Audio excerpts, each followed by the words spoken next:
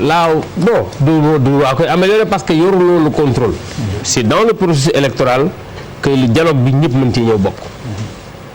li ñu mën rek mooy woote mais mënuñu forcer kenn mu wuy si woote nañ am na ñu ñëwut malheureusement am na décision yu tombé ci seen kaw maanaam buñ ñëwoon décision yi du mel noonu. moo tax ma yaakaar ne bii di ñëw.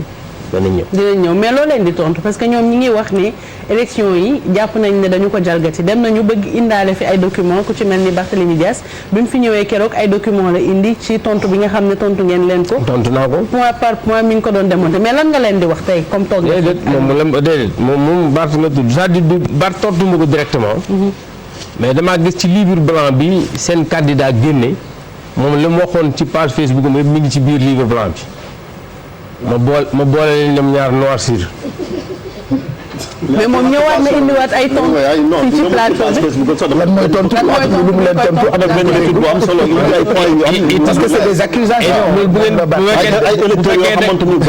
fekkee da ngeen a yàkkamti mën nañ ciy dugg bu ngeen yàkkamti. ayca ñun loolu la ñu bëgg monsieur le ministre. léegi wax leen commencé leen waaye man Badiane mi laa wax rek processus électoral bi su ma amoon lu ma ci amee ma fexe ba ñëpp ñëw. léegi lan mooy tontu Barthélémy Dias. par exemple ay électeurs yu voté te amuñ par exemple ay pièces d'état civil yoo xam amul fenn. waaw non loolu dama yaakaar ne dafa juum xam nga aussi mooy wax souvent livre blanc Barthélémy ci page Facebook ma la bind. donc jàpp naa ne man moom. def na document pour dëgg la parce que moi je suis pas son ami sur Facebook. léegi président Idrissa Seck génn na def livre blanc. am lu bari lu mu ŋàññe bi ma jàngee livre bi ma gis ci li Bart bind ci Facebook am mu reproduire lépp ci biir. ñoo def ba gis ko alors que nekkul ami sur Facebook. donc screen ci livre blanc renseignement yi wax ne moom def na ko. mi ngi ci livre blanc bi. ma jël livre blanc bi jàng ko génne ci réponse. D'accord. Élément de réponse au rapport public de la coalition IDI 2019 sur l'élection présidentielle. saytu ko point par point. bi ñu yeggee ci yenn point yi sama service ne lii la Barthélémy bindoon Barthélémy en gros nee na am na ay bureau fictif. ay bureau fictif waaw.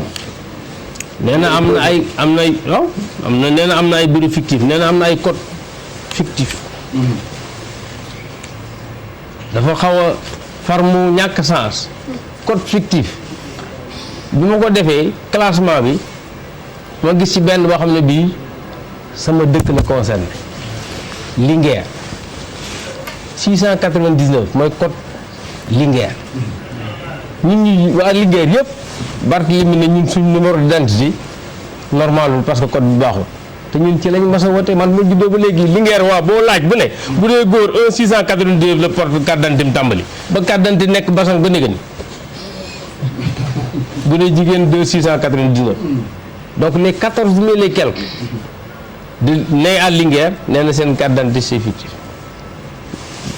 ci livre blanc bi tontu naa ci benn bu ci nekk joxe naa ko Linguère Ndande Diofior Signa secondaire Sagata Thiamène Warxoox Paris Consulat Hann Village Mboula donc yooyu yëpp mu ne ay code fictif la gis nga Sénégal amul fenn ku la mën a wax teg firnde ne bureau fictif am na fi xam nga lu tax avant ñuy dem élection yoon dafa ne nañ jox la carte électorale à tout dégg nga coow li ñu fi amoon ci affaire fichier ak affaire carte électorale au candidat xam nga la mooy carte électorale mooy document bu ñu lay jox boo xam ne bii da lay wax ne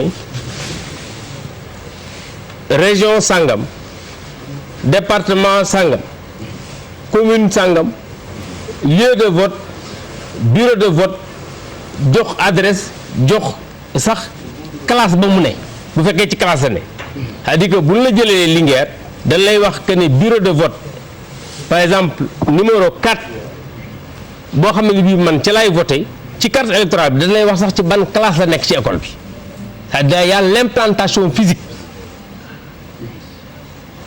donc les 14 651 bureaux yi nekk ci biir Sénégal benn bu ci nekk ñu wax la précisément fan la ne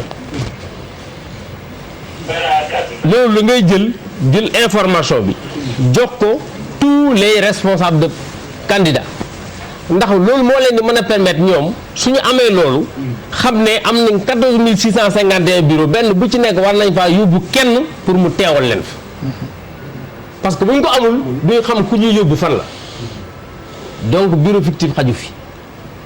mais kon moom ci lan la basé wu. xaw ma ko man dama ne bu leen ne bureau fictif bi béréb sàngam la na la wax ñaata nit dafa voté ak ban procès verbal parce que encore une fois bureau buñ ca voté signature ña fa teew ñëpp dañoo war a am doo signature u Sénat avant ñu ko yóbbu tribunal su boo yóbboon tey tribunal te amul signature u Sénat signature bi du valable waaw. par exemple joxe nañ kaaw Dakar ak centre principal muy wax code yi nga wax noonu par exemple code 751 ci document bi nga xamante ni moom lañ joxe mais li ñu nemmeeku moom mooy ñoom juddewul Dakar ay nit yoo xamante attribué jël ay tur quand même yu leer. déedéet dafa am loolu mën a nekkee dafa am loo xam ne lii. merci Chérif na kii na yëngu. dafa am loo xam ne leen di nuyu. mën na am na quelques cas yu mu cité. journaliste yi yoo xam ne yi c'est des cas d'erreur de saisie. erreur de saisie. oui xam nga on a 6 700 et quelques mille électeurs yoo xam ne boo ci génnee 3 ou 4 erreurs moo am erreur de saisie. et je vais expliquer ces erreurs de saisie waaye bind nañ ko ci livre blanc parce que j'ai dit bi ñuy tontu. j'ai dit amul lu ñu ciy daw. parce que li ma xam mooy amul dara lu ñu ci def intentionnellement pour tricher. waaw posé na benn cas ne am na benn femme boo xam ne bii mi ngi tudd bëgguma tudd Xarjata la. Xarjata Cubu waaw joxe numéro carte électeur am joxe ne dañ ko attribué carte électeur ak benn NIN ñun bi ñu examiner ki ñu am ci fichier bi ñun gisuñu li mu wax. Odile Adele Diouf lan fa fekk. dama ne gisuñu li ñu wax c'est-à-dire que man ñun li ñu gis mooy kooku NIN am lii la ñun loolu lañ gis ñu. Odile ba nag lu ko fa dugal. moom xaw ma ko mais ñun bi dama ne bi ñu gisee fichier bi ñun. ki mu wax turam. wax date de naissance am ñun lii lañ fekk ci fichier bi. moo wax le cas de Adama Ndiaye né à Daara mu ne opérateur parce que opérateur bi moo def saisie bi muy def saisie mu def saisir Daara dafa juum boo defee saisir Daara nga walbatiku ci am na booy saisir yu mel noonu souvent am na yoo xam ne dañ lay wax nga bind am na yoo xam ne dañ lay jox un curseur nga sélectionné donc mu sélectionné Dakar c'est-à-dire que boo sélectionné nu mu tëddi dëkk Daara nga ko sélectionné. voilà c'est en sélectionnant le centre d'état civil lu def erreur matérielle mu jël centre principal Dakar donc loolu moo waral te boo defee Daara ci kaw code 751 mooy génn parce que mooy code Daara loo xam ne beneen cas Dieynaba Sarr même chose comparé à Adama Ndiaye même chose la donc c'est des cas mais yooyu yëpp même bu amee c'est-à-dire que dafa mën a nekk ci li ñuy wax taux de marge bi parce que bi ñu defee audit bi xam nga audit bi ñu génne document baa ngi nii indaale naa ko audit du fichier 2018 audit a dit dans ses conclusions que fichier électoral bi am na peut-être marge d'erreur entre 1,2 et 1,9%. ndax yéen a ngi ci biir. waaw moom la expliqué 1,9% de 6 700 000 boo ko calculer bari na. c'est plus de 100 000 c'est-à-dire que mën na boo parlee malgré ça mu nangu ne malgré taux d'erreur boobu c'est un fichier fiable pour aller aux élections donc ça veut dire que kenn waxul ne le fichier est fiable à 100%.